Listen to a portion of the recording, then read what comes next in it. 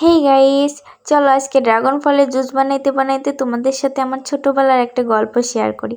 আমি যখন অনেক ছোট তখন আমি ড্রাগন ফল ফার্স্টে নাম শুনেছি আর দেখেছি, ফোনে ভিডিও দেখতাম।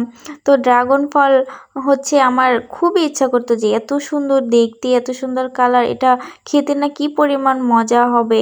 আমার খুবই ইচ্ছা জাগতো যে এটা আমি কবে খাবো। তো আমরা সচরাচর গ্রামে থাকতাম, সবসময় শহরে যাওয়া হতো না। আমার ভাইয়া শহরে পড়াশোনা করতো। ভাইয়া যখনই আসতো আমি ভাইয়াকে বলে দিতাম যে তুমি কিন্তু এবার আসার সময় আমার জন্য ড্রাগন ফল নিয়ে আসবে। তো ভাইয়া কয়েকবার করে যখনই বাসায় আসছে, ভাইয়া ভুলে গেছে কোনো কারণে আনতে। তো ভাইয়াকে আমি বারবার বলেছি তুমি এইবারও আনলে না আমার জন্য ড্রাগন ফল। ভাইয়া আমাকে বারবার বলেছে যে ওটা খেতে ভালো না। তারপরও কেন জানি না আমার বিশ্বাস হয় না। আমি ভাবছি যে আমাকে এনে দিবে না, এই জন্যে হয়তো বলছে।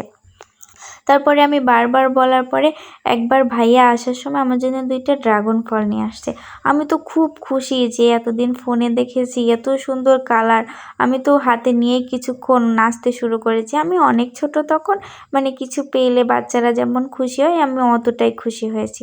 তো অনেক পর রাখার পর আম্মু কেটে দিছে। আমি তো খুব আগ্রহ নিয়ে খাচ্ছি যে কি পরিমাণ বা মজা। এখন ফার্স্ট যেবার আমি, বিশ্বাস করেন, একটা টুকরাই গালে নিয়ে আমি আর একটা টুকরাও খেতে পারিনি। আমার মানে কেমন জানি মাথার মধ্যে ঘুরতেছে, আর এটা কেমন জানি একটা। তখনই আমি বলছিলাম এই খাওয়ার জন্য এতদিন এতই করছিলাম। আল্লাহ।